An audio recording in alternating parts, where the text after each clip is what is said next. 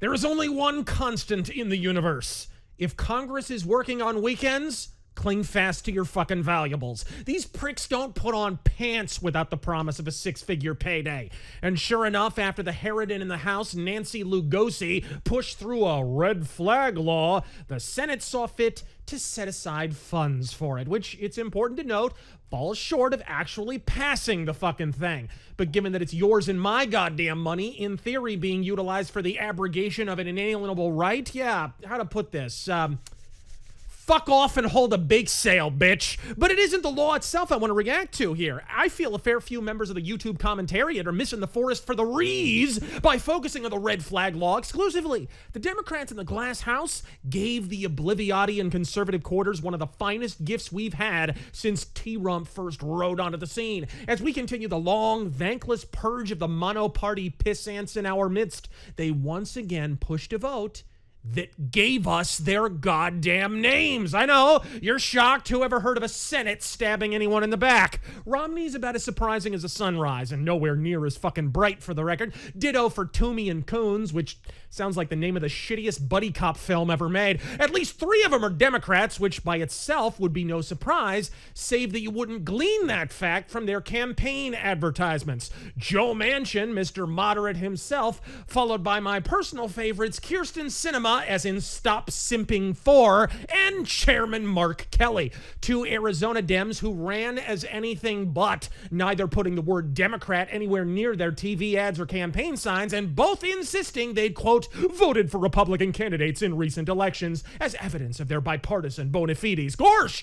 But I wonder if that candidate was from Arizona and could lift both arms above his comb-over bedecked head. Fast forward to a year or more later, all 3 thieving cockholsters are giddily providing the party line vote they were fucking installed for. What did I tell you, dipshits? While the Shapiros and fucking Thurnoviches were shrieking about the need to trade Sinema for Romney, I helpfully pointed out she already is Romney with a wig, fuck me pumps, and a blood plasma level that's at least 79% hydroxy cut. Why in rolling fields of fuck would Soros spend millions installing this slag if he sincerely thought she had anything approaching an independent voice? And all she had to do was get followed into a bathroom stall by Bolsheviks some months back with a video camera conveniently capturing the incident for maximum sympathy, hard emphasis on the simp, and all too many asshats on the right assumed her party were sincerely fucking pissed at her. Wake up and smell the AstroTurf. That wasn't a censure. That was fucking job security for a blue senator in a red state who's so secure in the knowledge that Arizona's now blue, she makes certain her campaign signs fucking aren't. When the chips are down, the peroxide princess is a reliable, 80-90% party line vote, making even McCain seem like Goldwater by fucking comparison. And Chairman Mark, the only astronaut in history known primarily for remaining on Earth, he's a blue vote on bath salts, copying Chuck Schumer's homework and altering the wording enough to appear as if it's original. At least he is the 3 times per year he actually emerges from the basement long enough to do anything whatsoever. Between his campaign and the brief tenure as the asterisk Arizona senator, this dude has spent more time underground than Bilbo fucking Baggins, keeping quiet, remaining indoors, while the Arizona media bubble campaign on his bald-headed behalf. But when he actually ascends to the surface to pinch out a partisan vote, well shit! Think it's a coincidence that 2 days after he backs the only red flags he hasn't mounted on his motorcycle handlebars, a prominent polling firm now has him trailing his primary Republican rival Blake Masters? Folks, he's Biden without the plugs. Who'd have thunk gun control would prove unpopular in Arizona, one of the first constitutional carry states? Folks, Pelosi in the Democratic House did the one thing Martha McSally's campaign never managed to do: out Mark Kelly as an authoritarian anti-gun goof. This fucker co-runs the Giffords PAC, one of the largest gun control action committees in the country, and somehow successfully concealed that fact from the Arizona electorate for the duration of his Senate campaign. But now, the scat is out of the bag and ain't a mop big enough to buff it all out. Hey, maybe Mark Kelly can lend us whatever he's using to polish his fucking skull. So while the Senate can sit on it and spin for this vote, I, for one, do doff hat to the House. I've spent the last 6 years begging begging our senators to take a position just so we know what promises they're gonna break. And in one fell stoop, all masks were off, revealing the Mensheviks underneath. And look, I don't want to hear, well, red flags are good in theory, but they'll only be abused from the middle of the road Riri's. No, red flags are infringement in fucking theory, and the middle of the road is where you get liquefied by a fucking semi.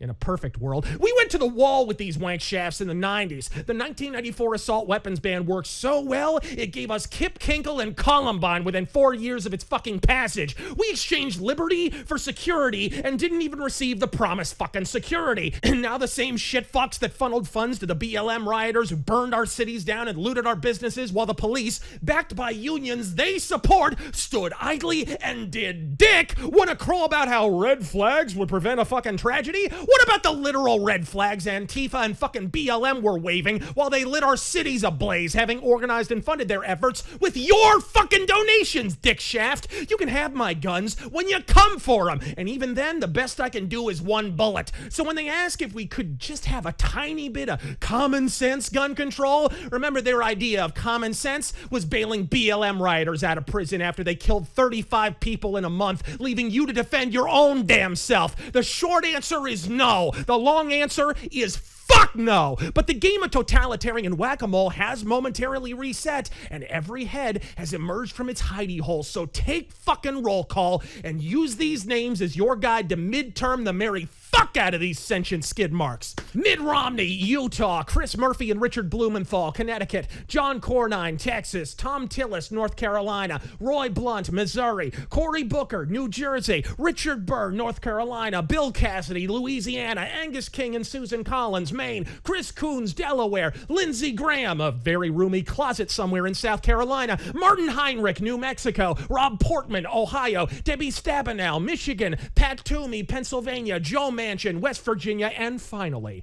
Kirsten Sinema and Mark Kelly from Utah and New Jersey, Arizona. Folks, they can wear whatever disguise they like every election season. It's what they do once in office that defines them. In short, Razor Force, the Mono Party are telling you who they are.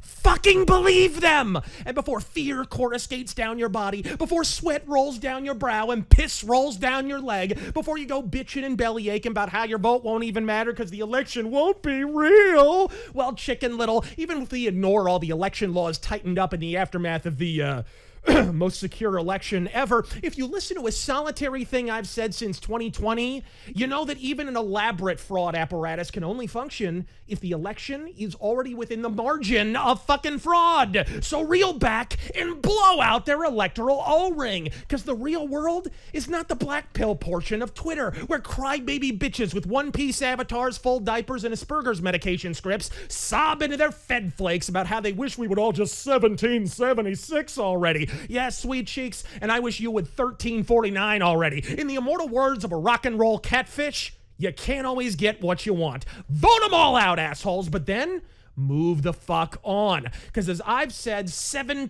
trillion times, if any of this were actually about mass shootings, the largest spike in such incidents did not occur in 2022.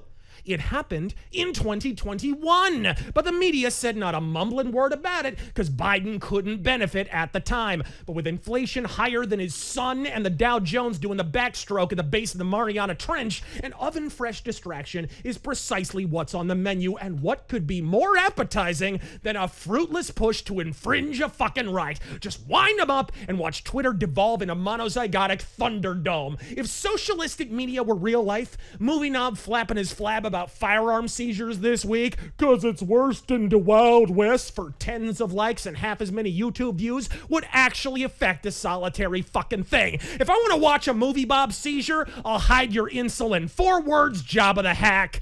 Common sense, portion control. I'm Razor Fist. God fucking speed.